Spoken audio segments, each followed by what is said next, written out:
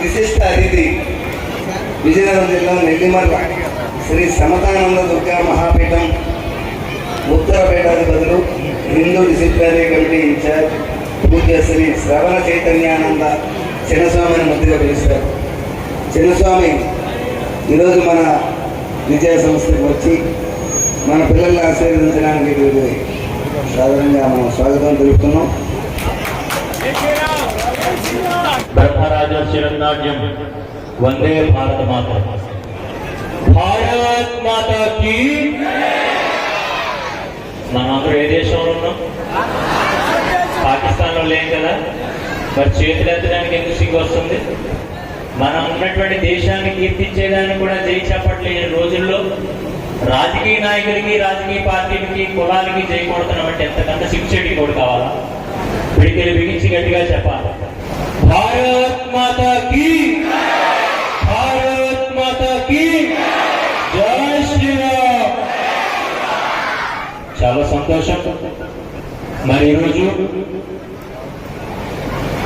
హెచ్చర్ నియోజకవర్గ శాసనసభ్యులుగా మొన్ననే ప్రజలందరి ఆశీర్వాదంతో గెలుపొందినటువంటి ఎన్ఆర్ గారికి పుట్టినరోజు శుభాకాంక్షలు తెలియజేస్తూ, నాయకుడికి కావాల్సినవి ధనము నాణ్యాలు కాదు, నాణ్యమైన ఆలోచనలు, ప్రజల్లో కావాల్సింది నమ్మకం నిరూపించినటువంటి వ్యక్తి అని చెప్పడం మాత్రం నిస్సందేహంగా ఈ సభాముఖంగా చెప్పేస్తాం.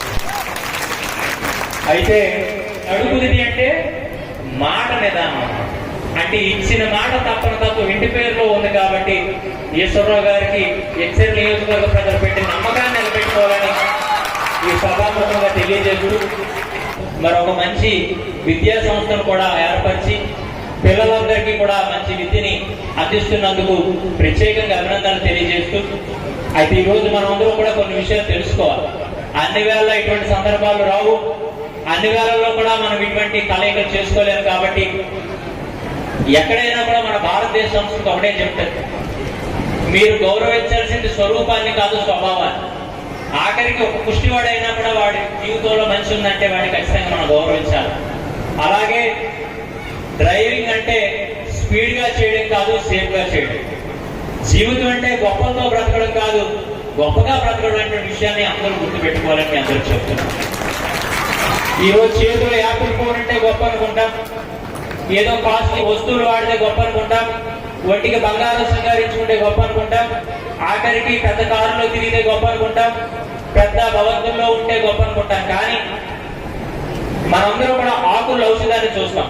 ఒక మారేడాకు, తులసాకు, వేపాకు, ఈ ఆకులన్నింటిలో కూడా ఔషధాన్ని మనం తయారు చేసుకొని వాడతాం. అలాగే ఒక లోహం ఆభరణాన్ని చూస్తాం. ఒక బంగారం కట్టి ఉందంటే దాన్ని మనం ఉంగరం గానో, చైన్ గానో, వడ్డానం గానో, నెక్లెస్ గానో తయారు చేసుకుంటాం. ఆఖరికి ఒక రాయిలో కూడా మనం దైవాన్ని చూస్తాం. ఆ రాయి ఉంటే మనకు కావాల్సింది శివుడైతే శివుడిని, కృష్ణుడైతే కృష్ణుడిని, రాముడైతే రాముడిని చెప్పుకుంటాం.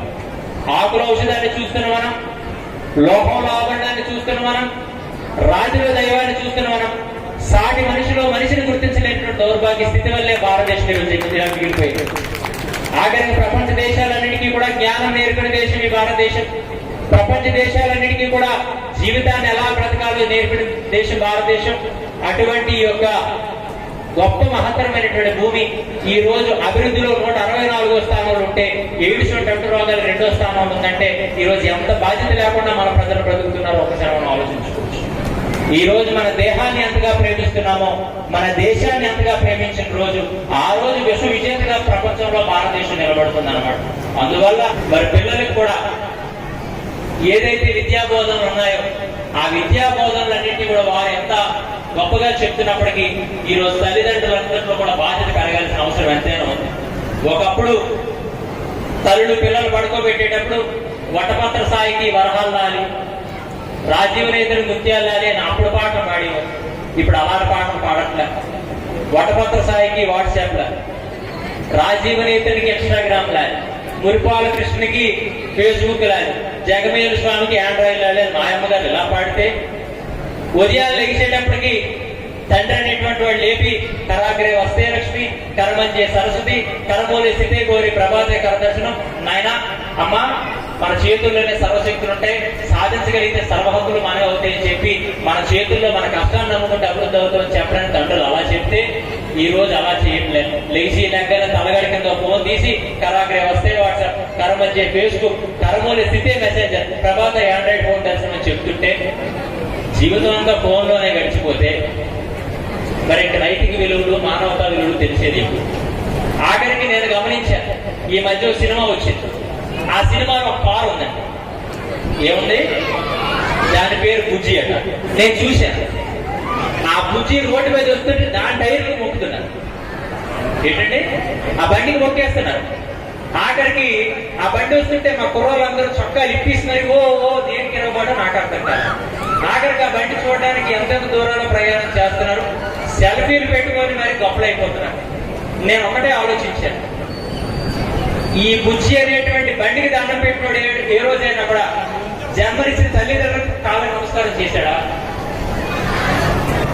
ఈ బుజ్జి అనేటువంటి బండి కోసం ప్రాకులాడినోడు తల్లిదండ్రుల కష్టాన్ని చూసి ఏ రోజైనా కూడా దానికోసం పరితపన చెందాడా?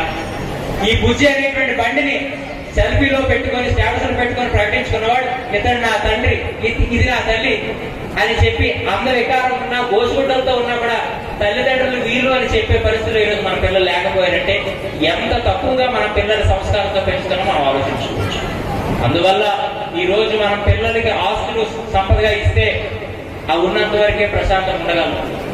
కానీ సంస్కారాన్ని మనం సంపదగా ఇస్తే ఆ జన్మాంతో కూడా వారు ప్రశాంతంగా ఉంటారనే విషయాన్ని తెలియజేస్తూ మరి చక్కగా ఈ సందర్భంలో మీ అందరితో ఈ రకంగా కలిసినందుకు చాలా సంతోషిస్తూ, అందువల్ల వీలైనంత వరకు కూడా ఒక మంచి భవిష్యత్తు ఈ దేశానికి కావాలంటే పిల్లలు ఈ దేశానికి భవిష్యత్తు కాబట్టి చక్కగా వారందరినీ పెంచే పెంపకం శ్రేష్టమైనది కావాలని తెలియజేస్తూ మరొకసారి మీ అందరికీ కూడా ఆశీర్వాదాలు తెలియజేసి సెలవు తీసుకుంటూ జై హింద్. భారత్ మాతాకి, భారత్ మాతాకి.